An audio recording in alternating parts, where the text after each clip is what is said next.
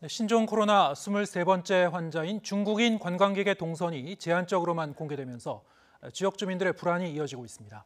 일단 이 관광객은 입국한 뒤에 유동인구가 많은 서울 중구호텔과 서대문구 신촌의 다가구 주택에 묵었던 것으로 파악되고 있습니다. 네, 취재기자 연결합니다. 김민성 기자. 예, 서울 서대문구 보건소 앞에 나와 있습니다. 네, 지금 김 기자가 나가 있는 곳이 어제 확진된 23번째 중국인 환자를 검사한 보건소죠. 예, 그 검사한 보건소는 맞고 지금 실제 직원들이 그쪽 자택으로 가가지고 검사를 했다고 하는데요. 제 뒤로 보이시는 곳이 있는데 지금 하얀 천막이 있고 이곳에서 코로나 바이러스 환자에 대한 선별 진료가 이루어지고 있습니다. 57살 중국인 여성인 63번 확진자는 이곳 서울 서대문구 보건소 직원들에 의해 검사를 받았습니다. 이 환자는 지난달 24일 가족들과 함께 인천공항으로 입국했습니다. 입국 당일에는 서울 중구 호텔에서 묵었고 지난 2일에서 지난 5일까지는 서울 서대문구 신촌에 있는 지인의 다세대 주택에서 묵고 있었습니다. 마포구 홍대 입구역과 서대문구 연세대 사이 창천동 주거단지 옆에 있는 곳인데요. 신촌에 머물 당시 한국에서 유학 생활을 하는 자녀를 포함해 가족과 친척 등 중국인 7명과 함께 있었던 것으로 확인됐습니다. 이곳 서대문 보건소 직원들이 현장에 나가 23번 확진자를 포함한 일행 8명 전체에 대해 검사를 벌였는데요.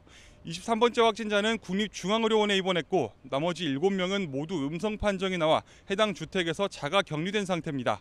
보건소 측은 확진자 방문 시설과 주변 일대에 대한 소독을 마친 뒤 방역 당국과 향후 대응 방안을 논의하고 있습니다.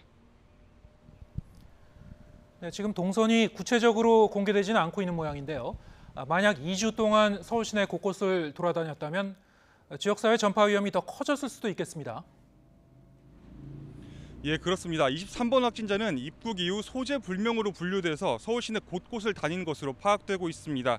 근데 관광 목적으로 입국했고 입국 당시에 서울 중구의 호텔에 머물렀기 때문에 명동을 비롯해 가지고 주요 관광 코스인 신촌 일대 대학가를 다녔을 가능성이 있는 상황입니다. 현재까지 확진자 동선이 명확하게 밝혀지지 않으면서 많은 주민들이 불안감을 호소하고 있습니다. 제가 만난 주민의 말 들어보시겠습니다. 되게 불안해요. 그분들이 어디 움직이셨는지 동선도 알 수가 없고요. 그다음에 거기 가서 어떻게 활동을 했는지도 알고 싶은 거예요. 그래야지 저희들이 조심히 해야 될 것 같은데. 23번 확진자는 서대문구 주택에 머물다가 지난 5일부터 발열 증세가 나타났는데요.